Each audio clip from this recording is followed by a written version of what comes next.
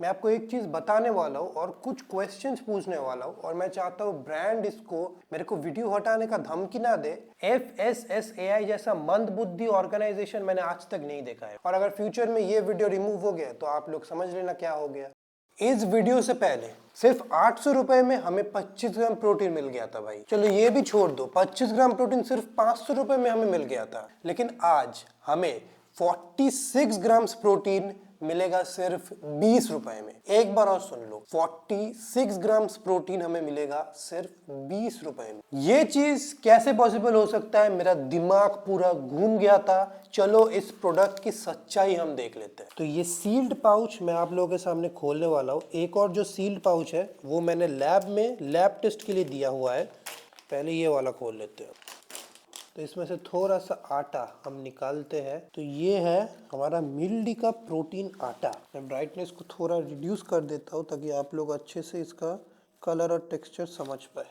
तो ये है हमारे पास प्रोटीन आटा। इसका टेक्सचर अगर मैं हाथ से देखूं तो सच बोलूं तो ये नॉर्मल आपका आटा जैसा ही फील होता है, लेकिन आटा बहुत ही ज्यादा मुलायम होता है। मुलायम का मतलब है इसमें पार्टिकल्स ना मेरे को फील हो रहा है। ये अगर हाथ में ऐसे करूं मैं, मेरे को इसके पार्टिकल्स इधर उधर थोड़े से फील हो रहे हैं। आटे में जैसे एकदम पार्टिकल्स नहीं फील होते, वो एकदम एक फाइन पाउडर जैसा फील होता है। इसमें आपको थोड़े से पार्टिकल्स फील हो रहे हैं। तो एकदम फाइन पाउडर जैसा मेरे को तो नहीं फील हो रहा है। तो अभी इसके न्यूट्रिशनल लेबल के ऊपर मैं आपको एक चीज बताने वाला हूँ और कुछ क्वेश्चंस पूछने वाला हूँ और मैं चाहता हूँ ब्रांड इसको मेरे को वीडियो हटाने का धमकी ना दे और इस कमेंट के नीचे जाके मेरा जो क्वेश्चन है उसको ठीक से आंसर करे। और अगर फ्यूचर में ये वीडियो रिमूव हो गया तो आप लोग समझ लेना क्या हो गया। तो ब्रांड यहाँ पे क्लेम करती है पर 100 ग्राम आपको 46 ग्राम प्रोटीन मिलता है, 45 ग्राम कार्बोहाइड्रेट मिलता है और फैट मिलता है आपका 2 ग्राम।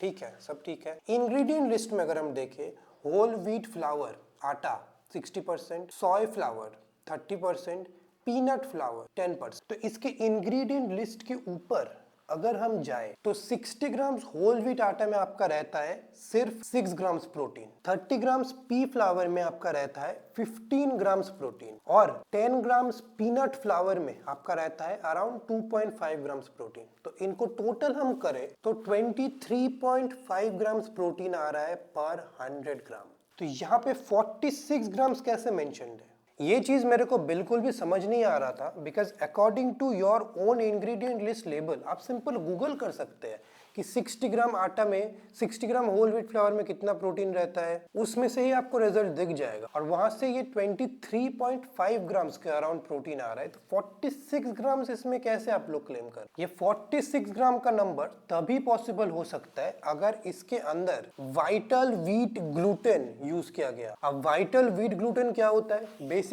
बेसिकली आटा का जो डो होता है, यहाँ पे आप वीडियो देख सकते हैं, आटा का जो डो होता है उसको अगर आप बनाने के बाद बार बार रिपीटेडली उसको पानी से वॉश करे, ऐसे 5 से 6 बार बार वॉश करे, तो आटा का जो स्टार्च होता है ना वो आटा से निकल जाता है और एंड में ऐसा एक स्टिकी सा सब्सटेंस बचता है जो अराउंड 75 to 80% प्रोटीन होता है, जिसको सेइतान बोला जाता है। मेरे वीगन सब्सक्राइबर्स हैं उनको पता होगा सेइतान वीगन्स के लिए एक हाई प्रोटीन सोर्स होता है भाई। अब इस सेइतान को अगर आप ड्राई करके फिर पाउडर फॉर्म में कन्वर्ट करें तो वो वाइटल व्हीट ग्लूटेन बनता है। इसके डिफरेंट नाम हो सकते हैं, मैं इसको वाइटल व्हीट ग्लूटेन बोल रहा हूँ। उसको हम व्हीट प्रोटीन आइसोलेट भी बोल सकते हैं, डिफरेंट नाम है, बट बेसिकली चीज क्या आप समझ गए। तो ये जो 60% होल व्हीट फ्लावर है, इसके अंदर अगर whole wheat flour plus vital wheat gluten use किया गया हो तब हम जाके बोल सकते हैं कि हाँ इसमें 46 ग्राम प्रोटीन पॉसिबल हो। लेकिन ये चीज तो मेंशन नहीं है भाई इंग्रेडिएंट लिस्ट में। अगर ब्रांड ने यूज किया भी है, क्या ये चीज मेंशन करना इंपॉर्टेंट नहीं था? फिर तो वे प्रोटीन के इंग्रेडिएंट लिस्ट के पीछे हम मिल्क पाउडर लिख देंगे। हम वे प्रोटीन कॉन्सेंट्रेट, वे प्रोटीन आइसोलेट क्यों लिखेंगे, सिंपल मिल्क पाउडर लिख देंगे। और यहाँ पे FSSAI ने इसका क्या रिसर्च किया, इसका क्या टेस्टिंग किया, मेरे को तो दिमाग के बाहर जा रहा है। उन्होंने कैसे अलाउ कर दिया इसके पीछे लिखने में कि ये सिर्फ होल व्हीट फ्लावर है और इसके पीछे फिर 46 ग्राम प्रोटीन भी क्लेम करने दे दिया। भाई FSSAI जैसा मंद बुद्धि ऑर्गेनाइजेशन मैंने आज तक नहीं देखा है। तो यहाँ पे कुछ ना कुछ तो गलत है। पहला चीज, इधर इनका न्यूट्रिशनल इंफॉर्मेशन गलत है, इसमें 46 ग्राम प्रोटीन नहीं है, या फिर इनका इंग्रेडिएंट लिस्ट गलत। कुछ तो गलत होगा बिकॉज ये दो चीज एक साथ पॉसिबल नहीं है भाई। अब आप पूछेंगे भाई इसका लैब टेस्ट रिपोर्ट दिखाओ, फिर तो हो गया। लैब टेस्ट रिपोर्ट बहुत ही जल्दी आने वाला है गाइस, थोड़ा सा डिले हो रहा है, एक दो दिन के अंदर ही इसका लैब टेस्ट रिपोर्ट आपको चैनल पे दिख जाएगा। लेकिन इस प्रोडक्ट के साथ मैं आपको बता दूं, एक और जो प्रॉब्लम है जो आप लोग रियलाइज नहीं कर रहे हैं, वो है कि ये जो व्हीट प्रोटीन है भाई, इसके अंदर इसका PDCAS जो स्कोर होता है वो बहुत ज्यादा लो है। मतलब simple, wheat protein bio availability काफी लो है, और इसका सरल भाषा में यही मतलब है कि वे प्रोटीन, पी प्रोटीन या फिर प्लांट प्रोटीन जितना अच्छे से आपके बॉडी में अब्सॉर्ब होता है, उतना अच्छे से होल व्हीट प्रोटीन अब्सॉर्ब नहीं हो सकता। तो हर एक प्रोटीन का एक PDCAS स्कोर होता है, वो आपको बताता है कि वो प्रोटीन कितना बढ़िया आपके शरीर में डाइजेस्ट हो सकता है और आपकी शरीर कितना अच्छे से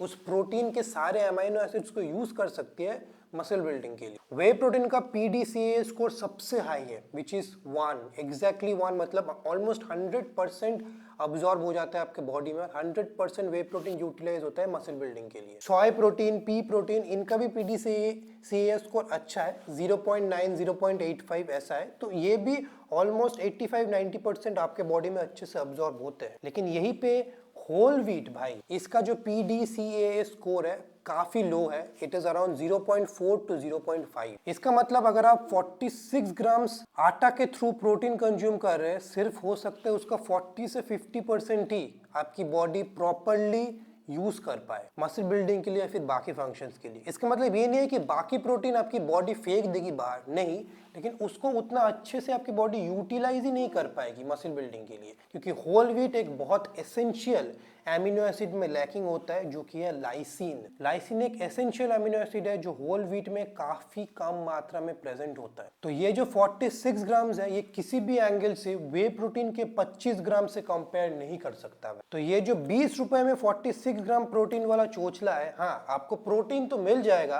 बट आपकी बॉडी इस प्रोटीन को अच्छे से यूज कर ही नहीं पाएगी मसल बिल्डिंग के लिए। भाई देखो, नॉर्मल 2 रोटी में अगर आपको अराउंड 6 ग्राम प्रोटीन मिल रहा है और उसमें से 2-3 ग्राम प्रोटीन आपका अब्सॉर्ब नहीं हुआ, तो वो बड़ा चीज नहीं होता है, क्योंकि 2-3 ग्राम प्रोटीन उतना बड़ा नहीं है अगर आप डेली 120-130 ग्राम प्रोटीन खा रहे। लेकिन अगर आपका डेली प्रोटीन इंटेक ही इसके ऊपर डिपेंडेंट है कि आपका डेली 50% प्रोटीन इससे आएगा, तो आप सोच लीजिए डेली बेसिस पे आप उतना प्रोटीन कंज्यूम नहीं कर रहे जितना आप सोच रहे हैं। इसीलिए ही हमेशा किसी भी कार्बोहाइड्रेट सोर्स के अंदर प्रोटीन डाल के उसको प्रोटीन का सोर्स नहीं बोला जाता है। भाई अगर आपको वे प्रोटीन का रिप्लेसमेंट चाहिए भाई, वो लो फैट पनीर हो सकता है, वो चिकन हो सकता है, वो एग्स हो सकता है, वो फिश हो सकता है, काफी हद तक सोय भी हो सकता है, लेकिन वो ऐसे होल व्हीट प्रोटीन नहीं हो सकता। जितने भी कम दाम में आपको जितना भी प्रोटीन मिल जाए, आपकी बॉडी इस प्रोटीन को यूज ही नहीं कर पाते ठीक से मसल बिल्डिंग के लिए। बाकी इसका लैब टेस्ट रिपोर्ट बहुत ही जल्दी चैनल पे आने वाला है, मैं आपको दिखाऊंगा, तो प्लीज चैनल को एक सब्सक्राइब कीजिए, नहीं तो वो वीडियो आप मिस कर जाए। लैब टेस्ट से ही पता चलेगा कि इसका न्यूट्रिशन इंफॉर्मेशन गलत है या फिर इसका इंग्रेडिएंट लिस्ट गलत है, बिकॉज कुछ तो गलत है। ये दोनों एक साथ मैच तो हो ही नहीं रहे भाई।